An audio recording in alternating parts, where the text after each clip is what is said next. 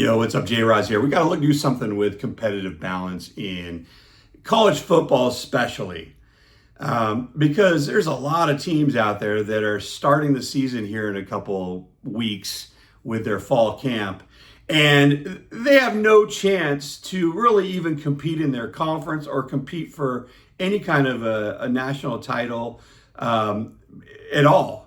And the way it's situated is the rich get richer and the poor get everything else via the transfer portal and via no profit sharing. And they're doing some shady stuff with the NIL money, meaning that they're not even reporting that. All should be freedom of information. People should sue schools with the Freedom of Information Act and find out exactly where every dollar is coming from and where it's going. It's just like a political campaign. You have to know, or at least be accountable for, every dollar that comes in and every dollar that goes out, and it's public information. It's a public institution. Some are private, but most are public. And if you're in the public league, you should be in the public information business. And so Oregon, Ohio State, Alabama, India, everybody, Michigan, they should have to publish where every cent goes. Okay, let's put that aside. What do we do about transfers? There's got to be a situation where we either rate players and then there's a compensation package that goes back to the old team, the team that actually busted their butt to develop, recruit, and then develop that player into the player they are. Like a guy, JRod McCoy is a perfect example. The coaching staff at Oregon State busted their butt to recruit him, and it wasn't about money. It wasn't like, how much money is it? And they got him, and they developed him for a year. Then the big boys came and offered him a bunch of money, University of Tennessee and others. He went there, and then took another leap, which I don't begrudge him, by the way, at all. I don't begrudge him. Go get as much money as you can. The problem is he was set to develop at Oregon State and would have been a great cornerback there and probably would have been a first-round pick there. Although he did get injured, you can't predict injuries. However, what's best for him is he got a big payday at Tennessee. What's worse for Oregon State is he left with no compensation. So they developed him for a year, got a pretty good year out of him, but his best years they never would have seen. And so there needs to be compensation for guys like him. And there's a lot of guys like him. It wasn't just him. And it turns out he had a terrible injury and it cost him, he was drafted in the 4th round, which he was a surefire top 10 maybe pick or top 15 pick in the NFL draft until he got his injury. You can't predict injuries. Okay, let's set that aside. Oregon State should have been compensated for losing a 5-star JRod McCoy. It didn't happen. Every school that loses a transfer, especially a high-profile transfer like that, should be compensated and should have to compensate for another transfer to come into there. And I think that would at least have people thinking twice over having someone transfer into their school. That doesn't mean it can't happen. It doesn't mean it shouldn't happen. Maybe it should happen. But the old team, the team that actually spent the time and the money to develop the player, should be compensated for that. Now, maybe we need to set up a system of rules so the time frame. I think that this idea that you can transfer, basically during the bowl season and all that stuff, come on. It shouldn't go on until whenever it does, in like March or whatever. There should be hard, dates, which I know there are a bunch of dates, and they don't make a whole lot of sense, to be honest with you. But anyway, it is what it is. I know they're chasing money, and everything's about money, it seems like. But if it's going to be about money, it should be about money from the team that lost the transfer.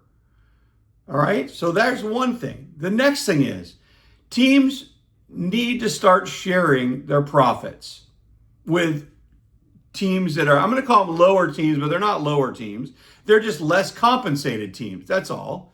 I mean, the University of Nevada, Reno could be a powerhouse if they had the same amount of money as Ohio State and Alabama. They just don't. Reno's a small town and doesn't have a big base. All right? That's it. It's simple as that. They don't have a Phil Knight or, someone like that, a Ross Perot or whatever, to give them a bunch of money. Well, that's not.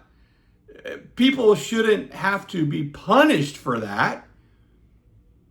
So there needs to be, and I'm not saying, all your money that Ross Perot gives to your organization or George H.W. Bush gives to your organization needs to be shared with everybody, but something needs to be done. A certain percentage should be shared, all right, with each league. Maybe it's at the league level, and then leagues decide how the money's set out or whatever. Maybe that's the case.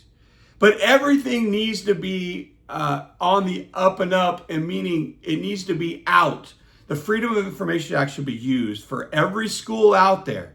If you're a publicly funded school, which most of them are, I know there's the Stanfords, but most of the others are publicly funded. And so every dollar needs to be accounted for. So until you start suing these schools, it's not going to happen. Now, I know a lot of teams are really upset that Indiana won the national title last year because they're not the Blue Bloods, the Alabamas, and the Penn States, and the Ohio States, and the Michigans. Kudos to them, and kudos to Coach Cignetti, who I think is the best coach in the country currently. I mean, I don't think he's the best ever. Nick Saban, probably the best ever, or one of them. But currently, Cignetti and his group are, I think, the best coaching staff. And also, he got an influx of money from some of the donors, etc. So, okay, there's that. But one of these years, a team like a Harvard or a team like a Kansas or something like that is going to buy a championship. One of these years is going to happen, and everybody's going to be pissed off. Look what they did. Oh, my God. Well, it's not fair. All right, it's just not fair for the other 3/4 of the schools. And I'm not sitting here bitching. I'm just saying, look, it will start happening to where the costs are going to get out of hand. I already know people that have stopped going to games, and it's just going to the schism is going to get wider and wider between the haves and the have-nots. And so you could see the collapse of college football unless college football does something about this. It's not fair. Maybe there's a relegation and maybe there's a 2-tier, but the money needs to transfer too. So I don't know. But if it's publicly funded, it should all be the same. University of Oregon and Oregon State should get the same amount of money. They're both get the same. As a matter of fact, Oregon State is bigger by population than University of Oregon. So they should get the same. It should not be, well, we have one rich donor, therefore we can buy a championship. By the way, they haven't. So that's not fair. They're both publicly funded universities. Don't misunderstand me. I'm not sitting here complaining. I'm saying we need to make it fair for the other 80% or 75% of the schools. Otherwise, you're going to lose. You're going to completely lose college football, and you're going to have 15 schools, and that's it. You're going to have 15 teams, and that's going to be total, and everybody else is going to be like, intramural stuff. And you're really close to that right now. I don't know if you're aware of that, but I'm talking to actually the NCAA. I don't know if you're aware of this, but you're this close to having, 75 teams be intramural and 15 teams be the only teams you have, which is great for those 15 teams. But the other 75 teams, you're talking about millions and millions of people and billions of dollars, are going to walk away from you. You're about to hit a wall, and you're about to lose billions upon billions of dollars. So you need to quit playing games like this, and you need to be a lot more,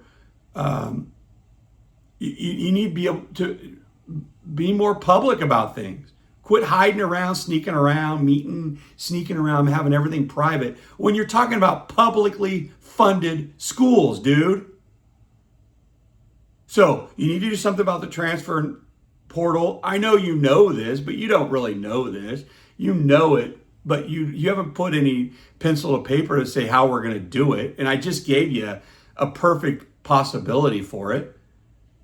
And then you need to do something with the profit sharing, because it's not fair to the other 80 schools out there that are just they're about to start football here in about a week or two, and they're trying to work their butts off just to compete. And if you're competing against, 4 and 5 star guys, when you can only get a JUCO transfer and a couple 2 stars, it's not fair. A guy that runs a 4.3 and a guy that tops out at 4.5, it's not fair. You know it. So it's something to think about. You need to do something, or you're about to run into a wall and you're going to lose it all. Do you really want to be in the leadership of the NCAA when you run it into the ground and lose it all? Because you're about to. People are starting to pull away from schools. People are ending endorsement deals with schools because they know it's not fair. It's like throwing water into a waterfall. You know it's not fair. Or pouring water into a waterfall. You're never going to get that water back.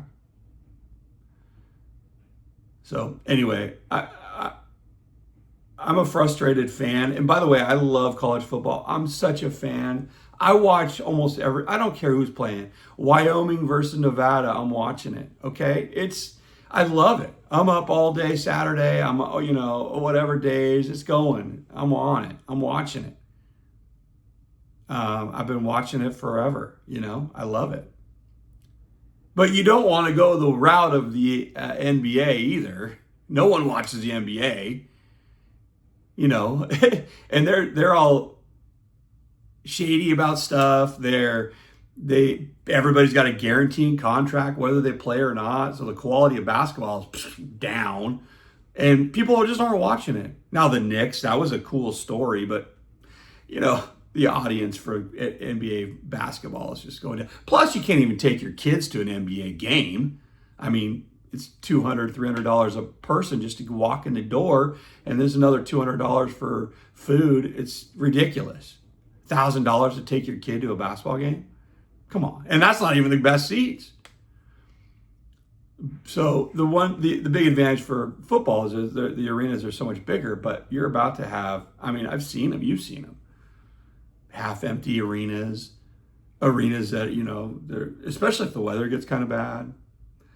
So it's up to you, NCAA. This is a memo to you. You need to figure this out and figure it out quickly. The damage that you're doing right now is going to be far extending. You're talking about kids and grandkids that are just not even going to go to games, and it's going to be out of their wheelhouse. They're not even going to think about it on a Saturday. There's too many other things to do.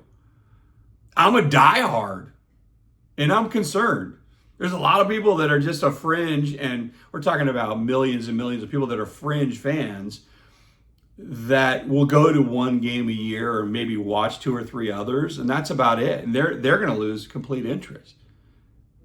So think about what I'm telling you. I know maybe it's a little bit of, you've tuned out or whatever. I get it. Okay.